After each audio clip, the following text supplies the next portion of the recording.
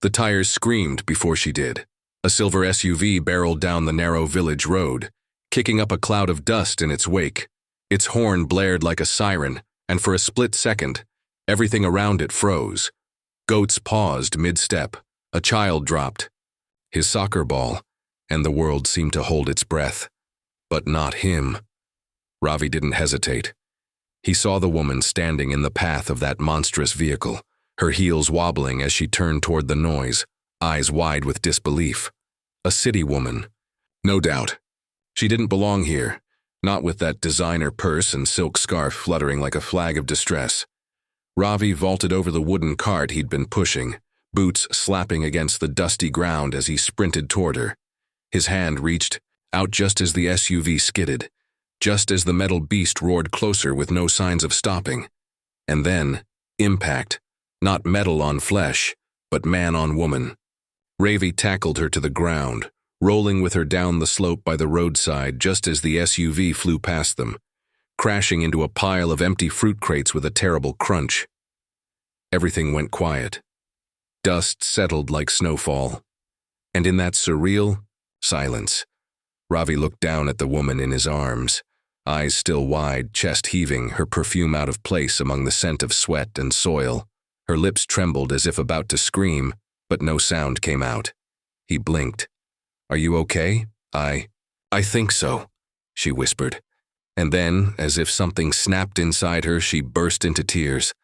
30 minutes earlier, Meera Kapoor hated rural roads. Her luxury car's tires weren't made for bumps, and her soul wasn't made for 7 a.m. meetings in remote villages. But her foundation, Kapoor Hearts, a multi-million-dollar philanthropic initiative, had recently pledged to build schools in underserved areas. Today's visit was supposed to be a simple ribbon-cutting photo op. No drama, just smiles, speeches, and maybe a few too many handshakes, until her driver took the wrong turn. She was on a video call with her assistant when she first noticed they'd left the paved road. "Dev, are we still on the route?" she asked, frowning, at the green fields outside her window. "I'm checking now," her assistant said. "Wait, did you just pass a sign that said Dundara Village? That's not on the itinerary." "I'm turning around," her driver mumbled. He didn't get the chance. Out of nowhere, a loud pop echoed. The front right tire exploded. The SUV veered uncontrollably as the driver fought with the wheel. Meera screamed. The phone flew from her hands, and before she could even process what was happening, she saw a narrow street, a crowd, and then a man sprinting toward her. Back to the present, Ravi dusted his shirt as he stood up. His arms stung from scraping against the dry grass during the roll, but he barely noticed. He reached out a hand. "Here, let me help you." Meera took it hesitantly. "You saved my life." He shrugged. "You were in the way. I just moved." His voice was deep, textured like the fields he worked, and oddly calming. She studied him now, broad shoulders beneath a worn cotton shirt, dark eyes, sun-darkened skin, and calloused hands that held her so gently she almost forgot to feel afraid. People began to gather. The SUV's driver climbed out, dazed but uninjured. The villagers, murmuring in awe and confusion, swarmed the wreckage. A few of them pointed to Meera. "That's the woman from the newspaper," someone said. "The charity one. She's rich." Ravi looked at her again. "You're famous?" "Not exactly," she said with a faint smile. "I just have money and give some of it away." He didn't smile back. "That doesn't make you special, only what you do with it." Her brow lifted slightly. "What's your name?" "Ravi Singh." "Thank you, Ravi." They stood there, an odd pair amid the chaos. Her in a pastel pantsuit, smeared with dirt, him in torn sandals and rough linen. Yet something crackled in the space between them like the first spark of a fire on a cold night. Later that day, the tow truck came. Her car was a wreck. Her driver apologized profusely, though Meera barely heard him. She kept glancing at Ravi, who quietly returned to stacking bricks near the school construction site. He didn't ask her name again, didn't try to impress her, or ask for anything. That puzzled her. Most men she met either groveled or flirted. Ravi did neither. He simply existed, Quiet, competent, earthy. When she walked over to him hours later with a bottle of water, he looked surprised. "You didn't have to bring me this," he said. "I know," she replied, "but maybe I wanted to." He wiped his forehead and took the bottle. "You going to tell people you were saved by a farmer today?" "I'm not even sure what to tell myself yet." He gave a soft chuckle. "Then don't tell anything. Just remember." That evening back in her hotel suite 2 towns over, Mira couldn't stop thinking about him. Ravi Singh. She looked him up. There were no social media profiles, no headlines, no digital footprint. Just a name that belonged to a man with rough hands and kind eyes who didn't care about her money. Her name, or her designer scarf now torn and folded in her lap like a war medal. And somewhere deep inside her, a part untouched even by million-dollar boardroom deals or high society galas, a strange warmth unfurled. She didn't understand it, but she wanted to, badly. Mira Kapoor wasn't the kind of woman who returned to places without a driver or a press photographer in tow. But 2 days after nearly dying on a dusty village road, she was back in Dundara, wearing a loose kurta, sneakers instead of stilettos, and a question in her heart she couldn't quite answer. She told herself it was business, that she needed to inspect the foundation's progress on the new school, that it was purely professional. But that was only half the truth. The other half stood shirtless under the morning sun, tilling the land with the strength and ease of a man who understood soil like a second language. Ravi Singh, and she couldn't stop staring. "You're back." Ravi noticed her before she called out. He always did. There was something different about the way she moved, like a bird not used to walking on earth. She approached him now, sweat beading on her forehead, a clipboard in her hand that she clearly had no intention of using. "I told myself I came to check on the school," she said with a crooked smile. "And?" he asked, resting on the wooden plow. "And maybe I came to say thank you again. Properly." "You already did." "Not properly." He raised an eyebrow. "What does that mean in your world? Fancy gift box with my name engraved in gold?" She laughed. "No, just dinner with me tonight." He blinked. "You're inviting me?" "No, I'm inviting myself. To your house." Ravi looked at her like she had just suggested flying to the moon on a tractor. "My house isn't like your 5-star hotels. I don't care." He hesitated. "I don't have wine or fancy forks." She stepped closer. "I'll bring the wine, and I can live without the forks." The Singh farmhouse, Ravi's house, was a small clay brick structure, nestled between mango trees and wheat fields. It had a blue door, a crooked lantern, and the kind of charm you couldn't build with money. It smelled of earth, rain, and roasted gmean. When Mira arrived at dusk, carrying a bottle of red and a small box of pastries from a bakery 2 towns away, Ravi was already cooking. He wore a clean cotton kurta and a surprised look when he opened the door. "I didn't think you'd, actually come." "I don't say things I don't mean," she said, stepping in. "At least not lately." He led her inside. The living room was small but neat. A faded photograph of an old man hung on the wall. His father, she guessed.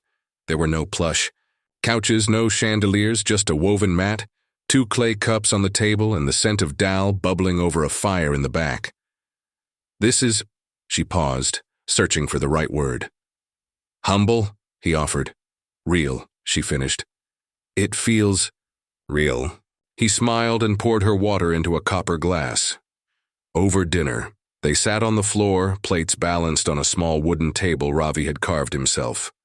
The food was simple: dal, roti, sauté okra, but the flavors danced on her tongue like a revelation.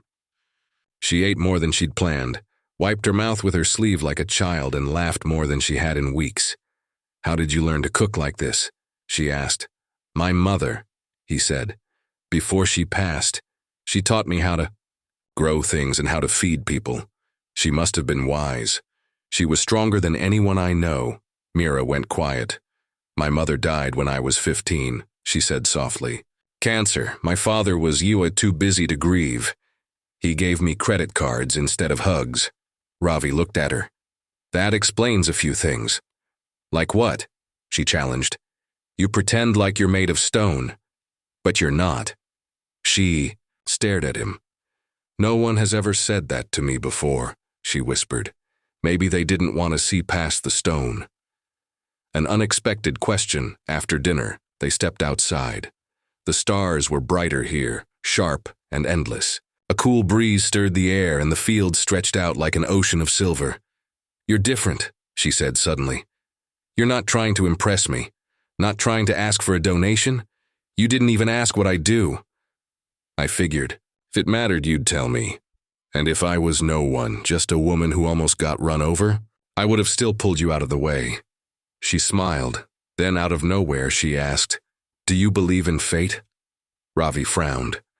Fate is for people who wait. I believe in soil.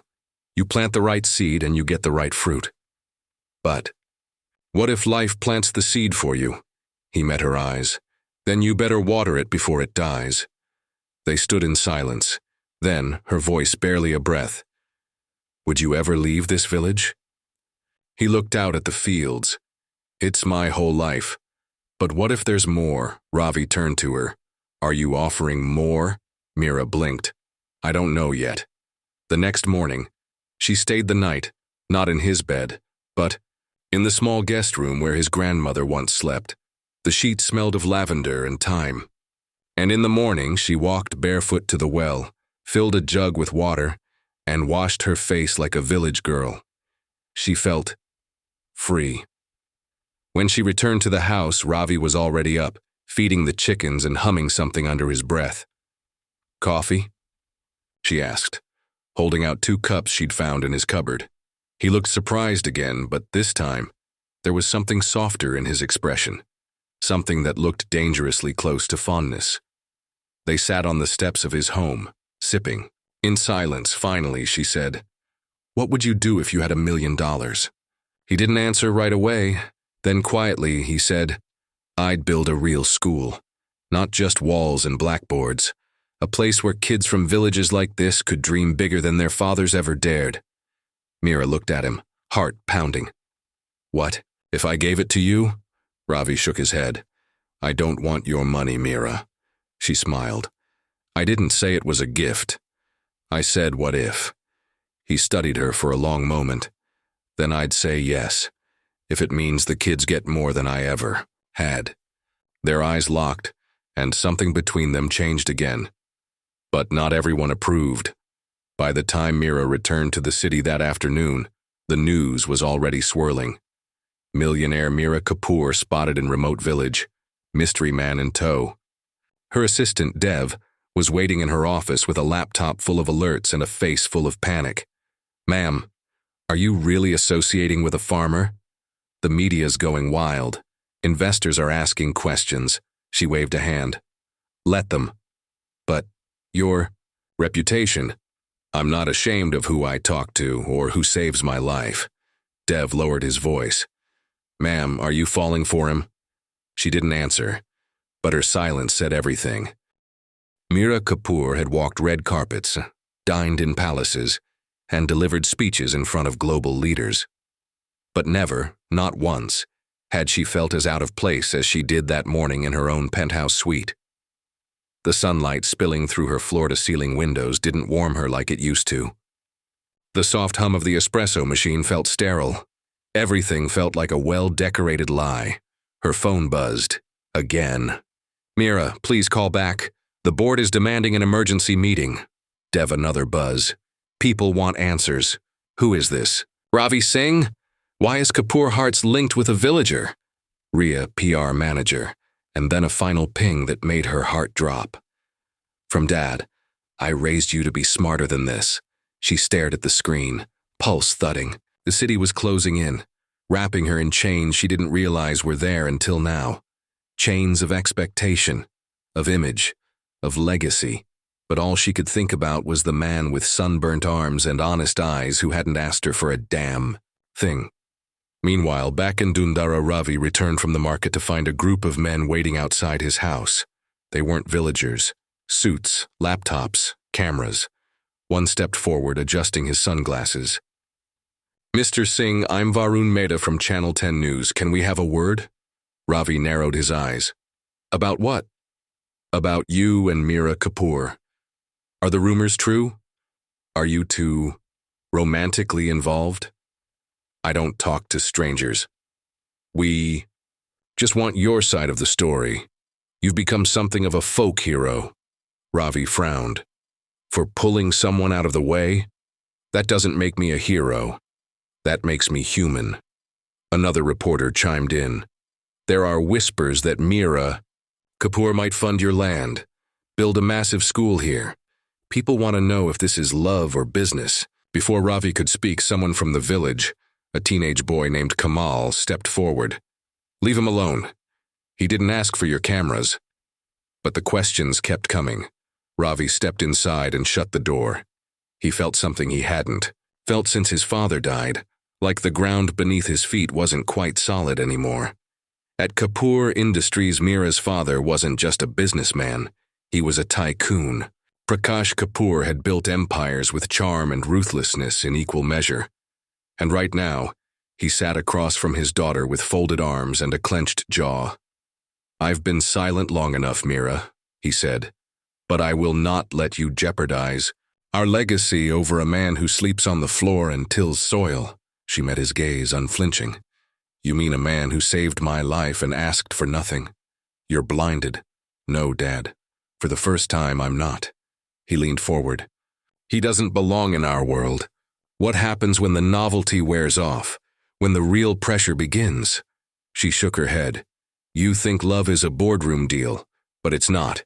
It's not about balance sheets or stock options. He slammed his hand down.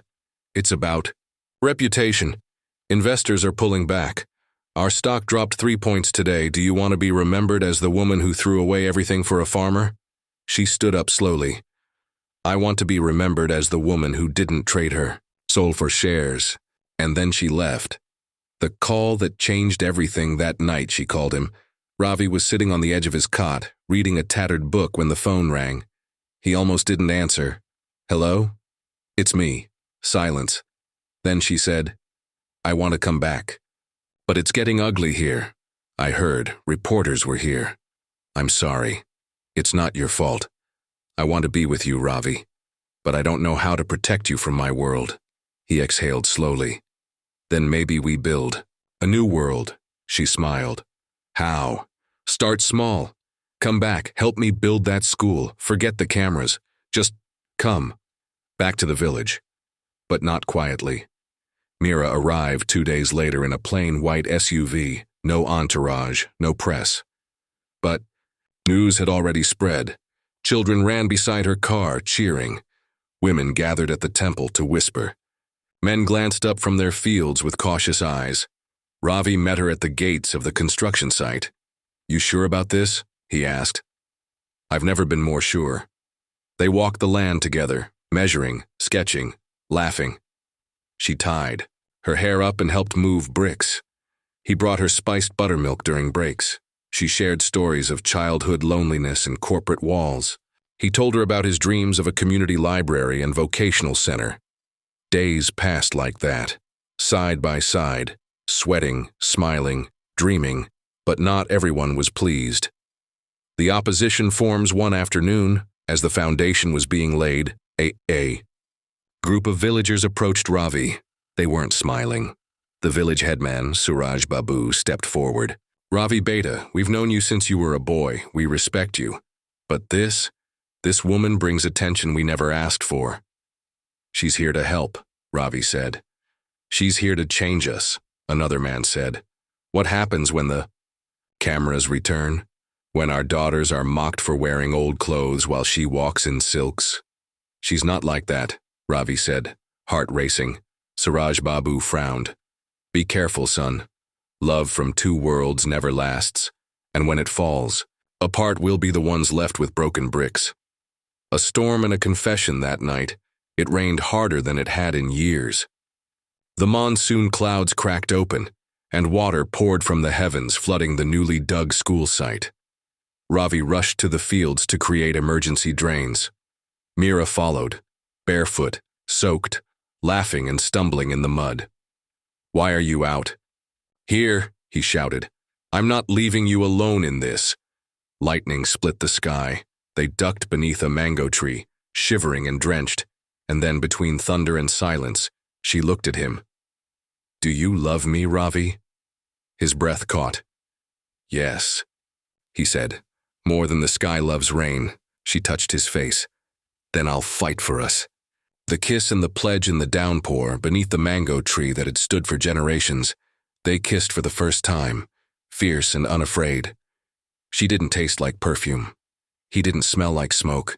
They tasted like truth, like earth and fire and everything in between. When they pulled apart, she whispered, I'm not going anywhere. And he said, then let's build something the world can't tear down. The sun rose on Dundara with golden grace, washing the soaked fields and half-built school in amber light. Birds chirped louder after the storm, as if celebrating the village's resilience. The scent of wet earth and new beginnings was everywhere. Mira Kapoor stood at the edge of the construction site with her hands on her hips, hair tied in a messy braid, jeans caked in dried mud. Beside her, Ravi Singh examined the damage with a calm eye. The bricks are intact, he said, but the foundation got waterlogged. How long will it take to fix, she asked, brows drawn together. 3 days, maybe 4. We'll have to dig new trenches and reinforce the base. I'll get more workers, she said. Ravi shook his head. No need. The villagers will help, they always do when the cause is pure. She glanced at him, heart fluttering. He always said things like that, simple words soaked in quiet wisdom. But what neither of them knew was that someone in that very village had no interest in seeing the school or their relationship survive. The Whisper campaign Suraj Babu, the village headman, had ruled Dundara with quiet influence for over 2 decades. People listened to him not because he shouted, but because he knew how to whisper at the right ears. He didn't trust Mira Kapoor. She came with fancy ideas, modern changes, and a heart that beat too easily for a man beneath her station. Ravi might be honest, but Suraj had seen enough love stories crumble under pressure from the outside world. She'll leave, he told the grocer. Once her board or her father calls her back, she'll disappear like rain in the sun. She's building a school, the grocer said. How many rich people do that? Schools come and go, Suraj replied. But love between unequals, it breaks people. Then he started to spread doubt. A whispered comment at the tea stall, a casual remark at the well, a carefully placed rumor about Mira buying up village land to turn into resorts. And it began to work.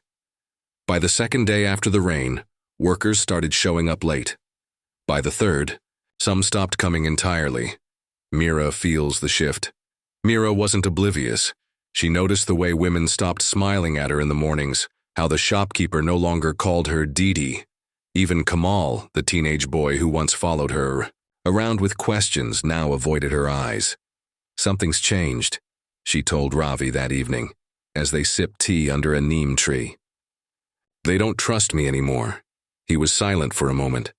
Villagers are like the earth. If you water them too fast, they turn to mud. You have to go slow. But what did I do wrong? Maybe nothing. Maybe just being different is enough. She stared at her cup, heart heavy. What if they force you to choose between them and me? Ravi looked at her, his voice steady. Then I'll remind them that I don't choose between love and loyalty. I fight for both. Sabotage. The next morning, Ravi arrived at the site early, only to find chaos. Bricks shattered, cement bags torn open and soaked in water. Wood planks burned in a small, still smoking fire. He froze. This wasn't an accident. This was deliberate. Someone had sabotaged the construction site. A cold anger gripped his chest. He called Mira immediately, and within the hour she stood beside him, lips trembling with fury. Who would do this? I can guess, Ravi muttered. But we can't accuse anyone without proof. Do we have security cameras? He shook his head. This isn't the city, Mira. We trust eyes here, not machines. She knelt beside the broken bricks and picked one up. They want to scare us, make us stop. Will you? She stood. Never. Backlash in the city. While Mira battled sabotage in the village, storms brewed in the city. Her father had taken her absence personally. His PR team painted the school project as a reckless endeavor by a well-meaning but distracted heiress. Articles surfaced with headlines like, "Kapoor heiress playing farmer? Will investors pay the price? Meera Kapoor dating a villager?" Inside her rebellion against her father. Insider leaks Meera Kapoor planning to liquidate personal assets for rural project. Even Dev, her most loyal assistant, called her in a panic. "You're making the wrong enemies, Meera. The board is threatening to pull your voting rights. Your father's setting you up to fall." "Let him," she said. "I'd rather fall standing up than live crawling. But you'll lose everything." She was silent for a moment. Then, "Not everything. I still have him." The decision that night, Ravi found her sitting alone by the pond, tossing pebbles into the water. "You're quiet," he said, sitting beside her. "My father gave me an offer," she replied without looking at him. "What kind?" "If I walk away from the project and from you, he'll let me keep my shares in Kapoor Industries. He'll give me back my voting rights. Everything I worked for." Ravi's hands clenched. "And if you don't?" "He'll cut me off entirely. No more money, no more name." He looked away. "That's a lot to give up." "I know," silence stretched between them. Then she turned to him, eyes fierce. "But I've already made my choice." He looked at her sharply. "Meera, I'm not leaving. Not you. Not this place, not this project. I'd rather build a future here brick by brick than sit in a gold tower with no soul." Ravi reached for her hand. "You don't know what life here will be like." "Then show me," she whispered. "Teach me. I'll learn." And in that moment, the decision that could have broken them bound them tighter than ever. A village divided, but not everyone celebrated their commitment. That weekend, a group of angry villagers gathered at Suraj, Babu's house. Some feared losing traditions. Others believed Meera's presence was changing their children, teaching girls to speak up, showing boys another kind of strength. Suraj stood on his porch, fanning the flames. "This school will bring outsiders. Our culture will be lost. They'll turn our girls into city women," one man shouted. "It's already happening," another said. "My daughter wants to wear jeans." Suraj raised his hands. "We must stop this before it goes too far." Hope fights back, but word of the sabotage and Meera's refusal to leave began to spread. Newspapers caught wind of her stand. One bold editorial read, "Meera Kapoor could have chosen wealth. She chose purpose." Young people across the country began messaging her foundation. Volunteers arrived, architects, engineers, even a few doctors offering free clinics in the village. Support poured in like never before, and the villagers, too, began to take notice. Old women brought Meera Rotis in the evening. The same shopkeeper who'd once snubbed her now offered her fresh milk without charge. And Kamal, the teenager, approached her one morning with a quiet voice. "I want to be a teacher. Will your school need one?" She smiled. "We'll need many. The foundation is reborn." The school's foundation was rebuilt stronger than before. This time, not just with cement and bricks, but with belief. Belief in change. Belief. Love. Belief in the power of two people from different worlds choosing each other despite the odds. The smell of wet earth had faded, replaced now with the scent of fresh plaster, wood shavings, and turmeric-laced meals cooking in nearby homes. The once sabotaged school in Dundara was finally rising, a living testament to resilience. Meera stood before the painted structure in her faded jeans, a smear of white paint across her cheek. She watched children dart around the pillars, giggling, as workers installed the final tiles. It wasn't just a building, it was a statement, a message to the world, that love, will, and belief could defy any hierarchy. Behind her, Ravi approached, with 2 steaming cups of chai. "Careful," he said, handing her one. "Hot." She smiled, brushing her fingers against his. "Like your temper when you saw the bricks burned."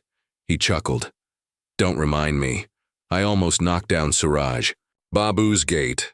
You still might have to," she teased. But then she saw it, something in his eyes, nervousness, excitement. A quiet trembling of his hand as he sipped his tea.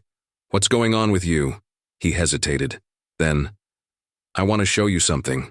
A field of marigolds. He led her down a narrow path, one she hadn't seen before, through groves of neem and mango, past a half-dried stream, until they reached a small field blanketed in orange marigolds. Mira gasped. "It's beautiful." "This land was my mother's," Ravi said softly. "She used to plant marigolds here because they were her favorite. After she passed, I couldn't bear to touch it." Mira crouched, running her fingers over a blossom. "Why now?" "Because I wanted to give it new meaning." He stepped closer, heart pounding. "Mira." She looked up. He dropped to one knee, pulling a small silver ring from his pocket. No diamonds, no velvet box, just a thin band engraved with wheat stalks. "This may not be your world," he said. "I don't have a mansion or a last name that makes people stand straighter. But I have this land, this life, and I want to share it with you." Mira's breath hitched. "I want to marry you," Ravi said. "Here, under the marigolds." Silence. A heartbeat, too.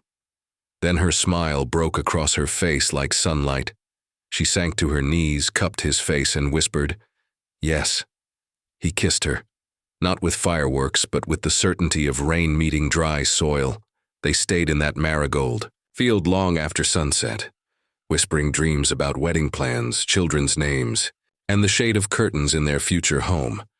But neither of them knew that a shadow from Mira's past was already racing toward Dundara, ready to change everything. The return of Vikram Arora. Across the country, in a luxury apartment in Mumbai, a man stared at his phone screen with rage boiling beneath his perfectly tailored suit. Vikram Arora, wealthy, charismatic, and Mira's ex-fiancé. She had ended their engagement 6 months before the SUV incident, just weeks before their wedding. No cheating, no scandal, just Mira waking up one day and realizing she was suffocating in a golden cage. Vikram hadn't taken it well. When he saw the news articles, Mira in a village, plaster dust on her jeans, smiling at a farmer, he laughed, at first. Then he saw her eyes. She looked happy, truly happy, and that made his blood boil. "She chose a man who smells like cows over me," he muttered, slamming his phone down. "She'll regret it," he called his assistant. "Get me everything you can on this Ravi Singh, and book me a flight to Rajasthan. I'm going to Dundara." Trouble in paradise. The next day in Dundara, the sun was high and relentless. Ravi and Mira were walking through the village, holding hands, receiving blessings from the elders who had finally begun to accept their union. Even Suraj Babu, while not thrilled, had ceased his whispers, for now. But just as they passed the tea stall, a black Mercedes rolled into the village, kicking up clouds of dust. The car door opened, and out stepped Vikram Arora, sunglasses glinting, designer shoes crunching dry earth. Ravi tensed immediately. Mira froze. Vikram removed his glasses and smiled. "Hello, darling. Miss me?" The past confronts the present. The villagers watched in silence as Vikram approached them, oozing confidence and contempt in equal measure. "What are you doing here?" Mira asked, her voice steady but cold. "Came to see what you threw away. A 1 billion rupee empire for," he said, glancing at Ravi like he was an insect. "And I must say, the view is rustic." Ravi stepped forward, jaw tight. "You're not welcome here." Vikram smirked. "Oh, I didn't come for you, farmer. I came to remind Mira what she walked away from." He turned to her.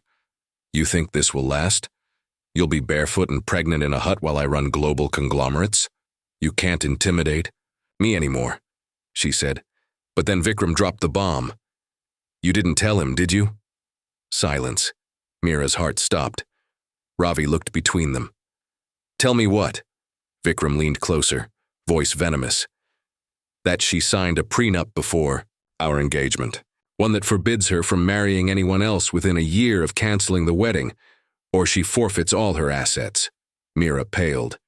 "It's a loophole clause," Vikram continued. buried in the fine print. She didn't read it. But it's enforceable. Marry him now, and you'll be bankrupt. Ravi turned to her slowly. Is this true? Tears welled in her eyes. I didn't know, I swear Vikram smiled. And now, my dear, you have a choice. Come back to Mumbai, apologize. We'll call it off quietly. Or marry this mud-footed Romeo and lose everything. The rift that night, Meera sat on the roof of Ravi's house, knees hugged to her chest, the wind tugging at her braid. Ravi stood behind her, arms crossed, face unreadable. Didn't know about the clause, she said. I swear on everything. I believe you. But now you know, if I marry you, I'll lose everything, the school funding, my company shares, even the land I bought here. And if you don't, I'll live rich but empty. Ravi was quiet for a long time. Then he said, You deserve more than a hut and a broken bank account. Her eyes snapped to his.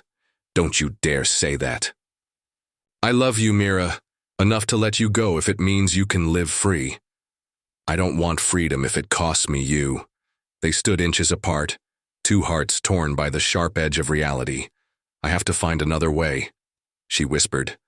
Then, we'll find it together. The legal battle begins. The next morning, Meera made a decision. She wouldn't run, she wouldn't hide, and she damn sure wouldn't crawl back to Vikram. She drove to Jaipur and met with her legal team.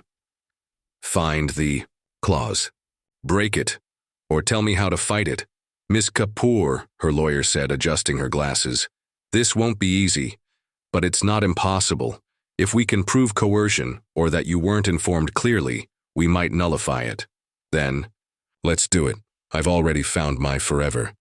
Now I just need to protect it.